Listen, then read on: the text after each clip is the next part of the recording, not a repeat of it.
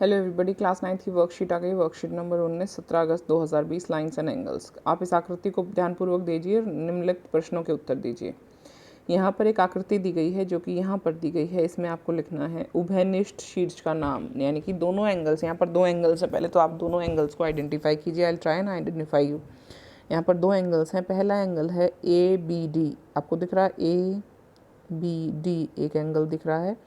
दूसरा एंगल आपको दिखेगा DBC, एंगल DBC या फिर एंगल CBD भी बोल सकते हैं इसको। ठीक है बच्चे, दो एंगल्स हैं, ये वाला एंगल और एक ये वाला एंगल। ठीक है बच्चे, दोनों एंगल्स हैं।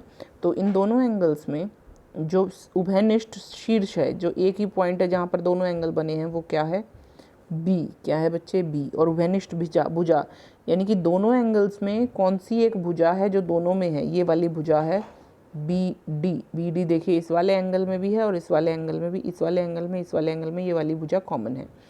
ऐसे दो कोण जिनका एक उभयनिष्ठ शीर्ष और एक उभयनिष्ठ भुजा और एक अउभयनिष्ठ भुजाएं, ये देखो अउभयनिष्ठ भुजाएं हैं AB और BC, विपरीत दिशा में हो तो वे कोण आसन कोण कहलाते हैं। आसन कोण होते हैं ऐसे कोण जो एक ही पॉइंट पर बने हो, एक कॉमन साइड हो उनमें, लेकिन बाकी दो अलग अलग साइड हो, ऐसे कोणों को हम आसन कोण कहते हैं। कैसा कोण कहते हैं? आसन कोण। अगला,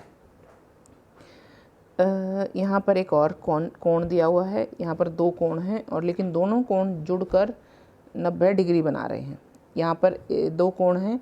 कौन कौन से कोण हैं ये पूछना चाह रहा है। आसन कोणों के नाम लिखिए। PQS,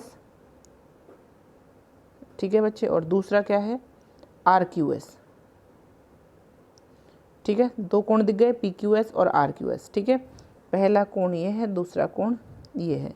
उसके बाद इन्होंने कहा दोनों कोणों का योग कितना आ रहा है? 90 डिग्री। हमें दिखाई दे रहा है ये परपेंडिकुलर है तो ये 90 डिग्री हो रहा है। जब दो आसन कोणों का योग 90 डिग्री हो तो उनको पूरक कोण कहते हैं। दो कोणों का योग अगर 90 डिग्री हो तो उसको पूरक कोण नहीं कहते। दोनों कोण क्या होने चाहिए? आसन होने चाहिए, यानी कि पास पास होने चाहिए।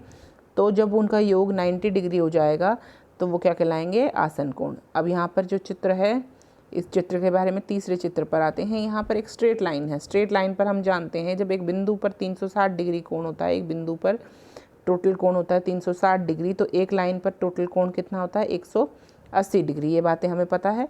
तो यहाँ पर दिया गया है MP एक लाइन है, उस पर एक बिंदु N बिंदु पर O तक लाइन खींच दी गई है।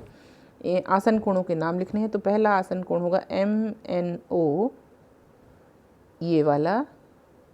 दूसरा होगा PNO, ये वाला। ठीक है बच्चे, दो कोणों का, एक ये कोण और एक ये कोण। अगला, जब दो आसन कोणों का योग ऋजु कोण हो, यानी कि 180 डिग्री हो, तो उनको संपूरक कोण कहते हैं। कैसा कहते हैं? संपूरक कोण कहते हैं। जब दो कोणों का योग कितना हो जाए? 180 डिग्री, यानी ऋजु कोण हो जाए तो उनको संपूरक कोण कहते हैं। और इनको रैखिक युग्म भी कहते हैं। एक रेखा पर दो कोण बने और दोनों का सम 180 डिग्री, तो इनको रैखिक युग्म भी कह सकते हैं। या तो इनको क्या कह सकते हैं? संपूरक कोण या फिर रैखिक युग्म। चलिए अब हम करते हैं एक्सरसाइज। एक्सरसाइज में पहला क्वेश्चन कहता है दिए गए कोणों के पूरक कोण निकालिए। दिए गए कोणों को पूरक कोण निकालिए। 70, 45, 40, 60।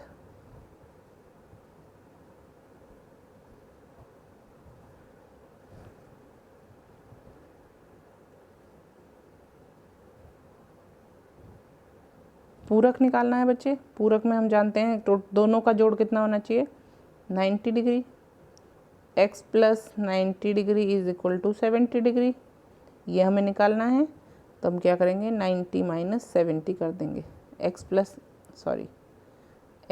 70 डिग्री, कुछ एक कोण और दोनों कोणों का योग कितना होना चाहिए पूरक कोण बनाने के लिए? 90 डिग्री। ये 70 यहाँ प्लस में, उधर जाके माइनस हो जाएगा, तो आपका पहला आंसर आ गया 20 डिग्री। यानी कि आपको करना क्या है? आपको करना है इसमें जमा, इसमें से घटा, 90 में से ये कोण को घटाना है ताकि आप पूरक कोण बना सकें। तो 70 का पूरक कोण क्या बना? अभी हमने निकाला 20 डिग्री। इसको भी 90 में से घटाते जाइए, यहाँ बनेगा 45, 90 में से 40 गए, यहाँ बनेगा 50, और यहाँ से भी 90 में से घटाएंगे तो बनेगा 30 डिग्री। ये आ गए इसके पूरक कोण।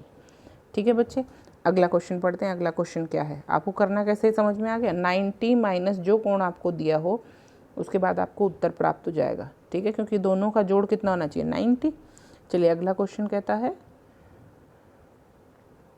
दिए गए कोणों के संपूरक कोण लिखिए। 100, 90, 60, 30।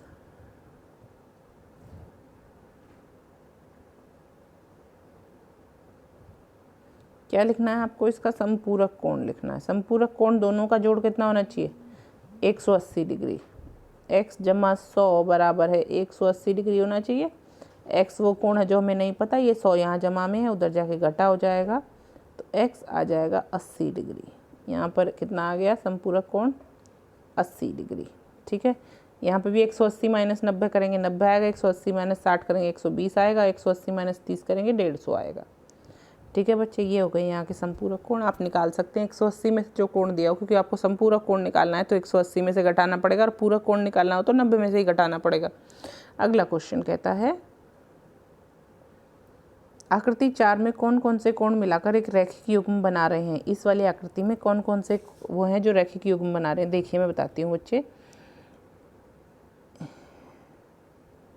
AOD और BOD, AOD जमा BOD is equal to 180 degree. ठीक है बच्चे, स्ट्रेट लाइन हो गई। उसके बाद AOC और BOC, AOC जमा BOC is equal to 180 degree. They are making रेखिक युग्म। ये क्या बना रहे हैं, मिलकर एक रेखिक युग्म बना रहे हैं। ठीक है बच्चे, क्लियर।